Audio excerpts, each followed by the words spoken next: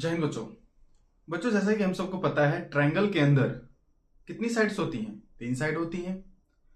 अगर बच्चों ये साइड की संख्या 4 हो जाए, 3 की जगह 4 हो जाए, तब क्या होगा? जो शेप बनेगी उस शेप का मैं क्या नाम दूंगा? तो आओ बच्चों, आज हमारे पास जो 8th चैप्टर है जिसका नाम है क्वाड्रिलेटरल, हिंदी में बोलते हैं चतुर्भुज। आज इस चैप्टर के अंदर हम ऐसी ही आकृतियों के बारे में हमको स्टडी करना है, डिस्कस करना है। बच्चों मैं 4 पॉइंट्स ड्रॉ करता हूं, point A, point B, point C और point D. Point A, point B, point C and point D. और मैं क्या करता हूं बच्चों, इन सारे पॉइंट्स को एक ही लाइन पर ड्रॉ करता हूं। इन सारे पॉइंट्स को एक ही लाइन पर ड्रॉ करता हूं।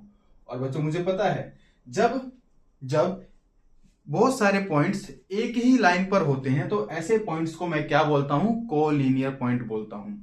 तो यहां पर point A, B, C, D कैसे पॉइंट्स हैं? कोलिनियर पॉइंट हैं। और बच्चों इन पॉइंटों को अगर मैं मिला दूं तो क्या बनेगा? एक लाइन बनेगी। क्या बनेगा? एक लाइन बनेगी। क्लियर है बच्चों? ध्यान दो, अगर मैं क्या करूं, इन चारों पॉइंट्स में से किसी भी एक पॉइंट की पोजीशन में चेंज कर देता हूं। किसी भी एक पॉइंट की क्या करूं मैं? पोजीशन चेंज कर दूं। बी या फिर सी, मैं सी, पॉइंट सी की पोजीशन चेंज करता हूं। बच्चों देखो, पॉइंट ए, बी और डी यही है। मैंने क्या किया? पॉइंट सी की पोजीशन को चेंज कर दिया। और अब मैं क्या करता हूं, इन चारों ही पॉइंट को आपस में मिला देता हूं। चारों ही पॉइंट्स को आपस में मिला देता हूं। तो बच्चों देख रहे हैं आप, यहां पर एक ऐसी शेप बन रही है जिसको हम क्या बोलते थे? ट्रायंगल बोलते हैं। जिसको हम क्या बोलते हैं? ट्रायंगल बोलते हैं। इस केस में बच्चों देखो, ए, बी, डी ये 3 पॉइंट्स क्या है? कोलिनियर है। But C, point C collinear नहीं रह गए। क्यों? क्योंकि पॉइंट सी अब इस वाली लाइन पर नहीं है। अगले स्टेप में मैंने क्या किया बच्चों, पहले मैंने सी की लोकेशन को चेंज किया। अब मैं क्या करता हूं, मैं बी की भी पोजीशन की लोकेशन को चेंज कर देता हूं। लो बच्चों, बी, सी, ए, डी। अब मैं इन चारों पॉइंट्स को आपस में अगर मिला दूं, चारों पॉइंट्स को आपस में मिला दूं तो ये जो शेप बनेगी बच्चों, इस शेप को मैं क्या बोलता हूं? क्वाड्रिलेटरल बोलूंगा। क्या बोलूंगा बच्चों? क्वाड्रिलेटरल बोलूंगा। बच्चों क्वाड्रिलेटरल, क्वाड्रिलेटरल कहां से आया? क्वाड, क्वाड का मतलब होता है 4, लेटरल का मतलब होता है बच्चों लेंथ। क्या होता है बच्चों? लेंथ। 4 length, 4 sides. तो यहां पर आप देख रहे हैं बच्चों, जैसे ही मैंने इन 4 पॉइंटों में से 2 पॉइंटों को नॉन कोलिनियर किया, इन 2 पॉइंट्सों को अलग कर दिया, तो मेरे पास एक ऐसी शेप बनी जिसको मैं क्या बोलूंगा? क्वाड्रिलेटरल। क्यों? क्योंकि अब ये शेप ऐसी बन गई जिसके पास 4 साइड्स हैं। क्या, कितनी साइड है बच्चों? 4 साइड्स हैं। इन सारे पॉइंट का नाम देखो, ए, बी, सी, डी। क्लियर है? अब देखो बच्चों, जैसे ट्रायंगल के पास 3 वर्टेक्स होते थे, 3 साइड्स होती थी और 3 ही एंगल होते थे। ये ट्रायंगल है बच्चों, ये ट्रायंगल है। इस ट्रायंगल के पास 1, 2, 3 सी एक वर्टेक्स है, एक ए वर्टेक्स और एक डी वर्टेक्स है। इस ट्रायंगल के पास एसी साइड है, सीडी साइड है और डीए साइड है। और एंगल सी, एंगल ए और एंगल डी। तो ट्रायंगल के पास 3 वर्टेक्स थे, 3 एंगल थे और 3 ही साइड थी।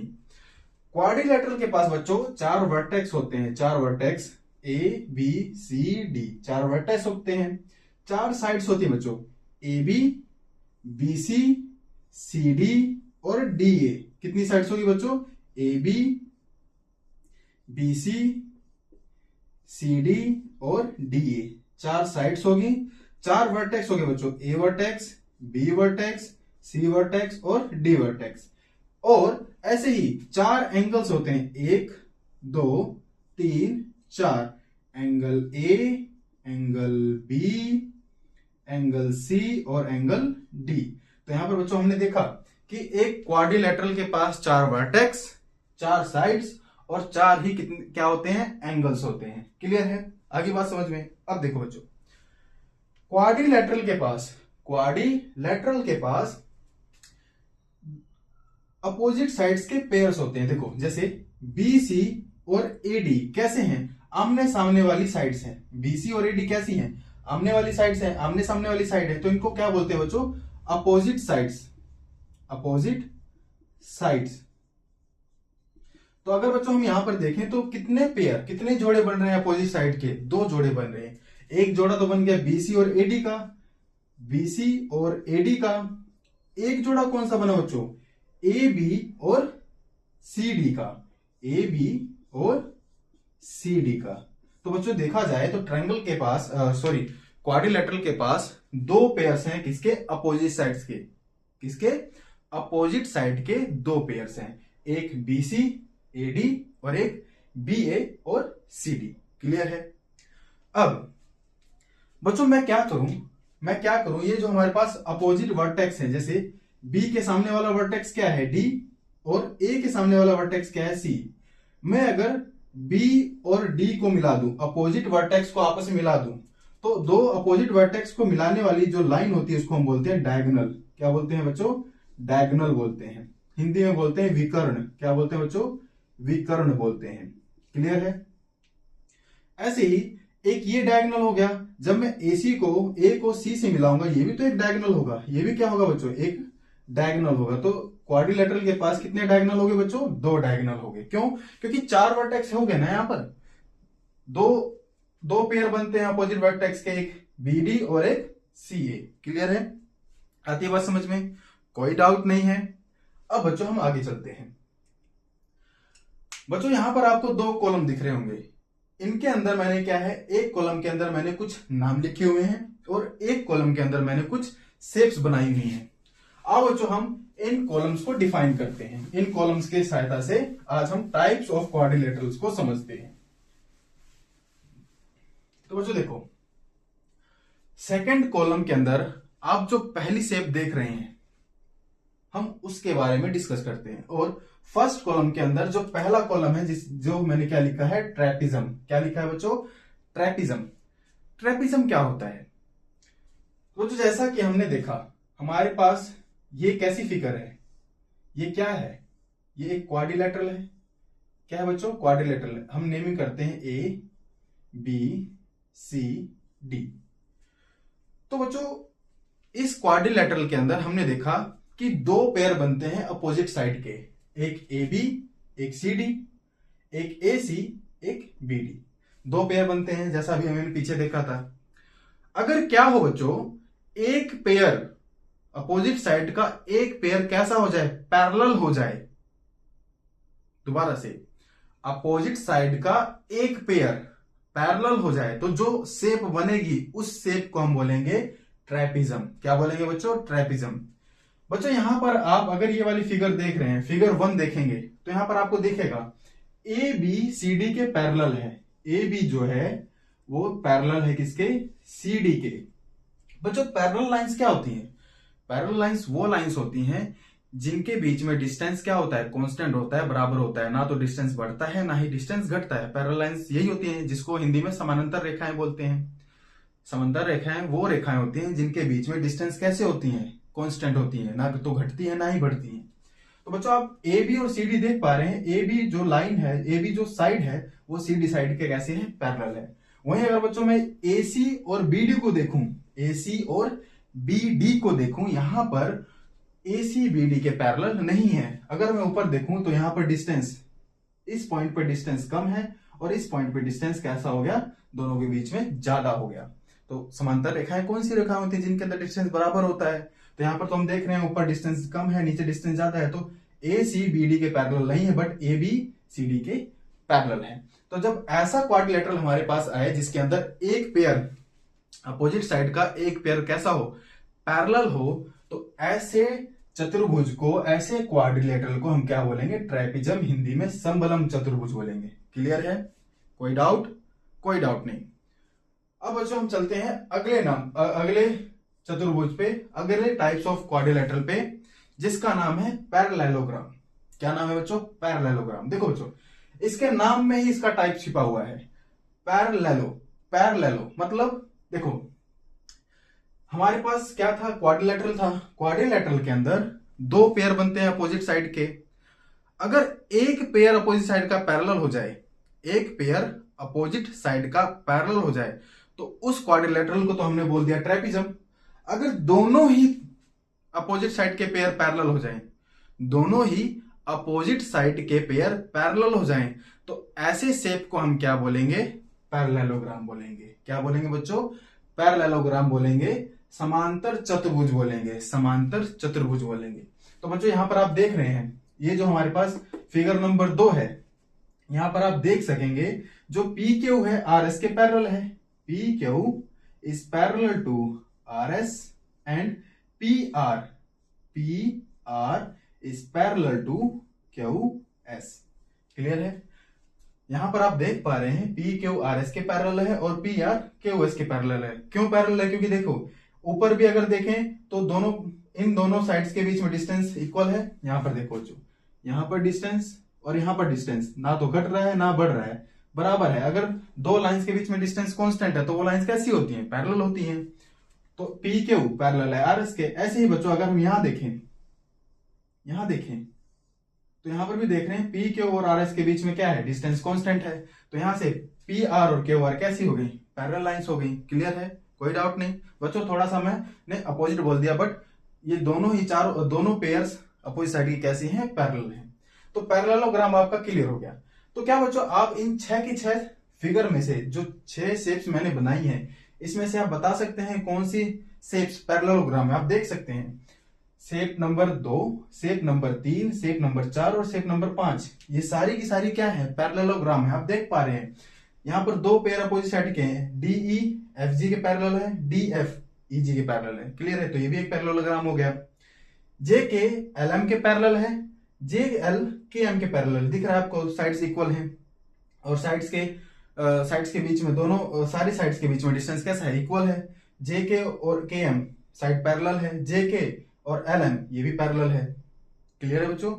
अब यहीं अगर हम 5th शेप देखें, इसके अंदर M N O P parallel है, M O N P parallel है। तो बच्चों पैरेललोग्राम क्या हो गया? जिसके अंदर both opposite side are parallel. Clear है? ट्रेपिज्म क्या है बच्चों? ट्रेपिज्म क्या है? Only one pair of opposite side is parallel. Clear है? इन सारे फिगर्स में से figure number 2, figure number 3, figure number 4 और फिगर नंबर 5 कैसे हैं बच्चों? पैरेललोग्राम है। कैसे हैं बच्चों? पैरेललोग्राम है। अब बच्चों हम अपने थर्ड पे चलते हैं जिसका नाम है रेक्टेंगल। क्या नाम है बच्चों? रेक्टेंगल। बच्चों आपने रेक्टेंगल ट्रायंगल तो पढ़ा होगा, अभी मैंने लास्ट चैप्टर में पढ़ाया था आपको। रेक्टेंगल ट्रायंगल क्या था? ऐसा ट्रायंगल जिसके अंदर एक एंगल कितने का होता है? 90 डिग्री का होता है। तो ऐसा क्वाड्रिलेटरल जिसके अंदर एक एंगल कितने का हो? 90 डिग्री का हो, वैसे क्वाड्रिलेटरल को हम क्या बोलते हैं? रेक्टेंगल बोलते हैं। क्या बोलते हैं बच्चों? रेक्टेंगल। हिंदी में क्या बोलेंगे? आयत। तो यहां पर आप देख पा रहे हैं बच्चों एंगल एफ कितने का है? 90। हालांकि सारे एंगल आपको यहां पर 90 के दिख रहे हैं। तो रेक्टेंगल में बच्चों एक पॉइंट क्या ध्यान देने वाली बात है कि एक एंगल, कम से कम एक एंगल कितने का होगा? 90 डिग्री का होगा। अगर एक एंगल किसी भी क्वाड्रिलेटरल में एक एंगल 90 डिग्री का है तो ऐसे क्वाड्रिलेटरल को मैं क्या बोलूंगा? रेक्टेंगल बोलूंगा। हिंदी में बोलेंगे उसको आयत। क्लियर है बच्चों? आप यहां पर देख के बताएं रेक्टेंगल कौन कौन सा है? एक ये रेक्टेंगल है और एक ये रेक्टेंगल है। 5th और 3rd। तो बच्चों रेक्टेंगल क्या होगा? Out of 4 angles 1 angle must be of 90 degree. 4 एंगलों में से कम एट लीस्ट, यहां पर मस्ट आउट ऑफ 4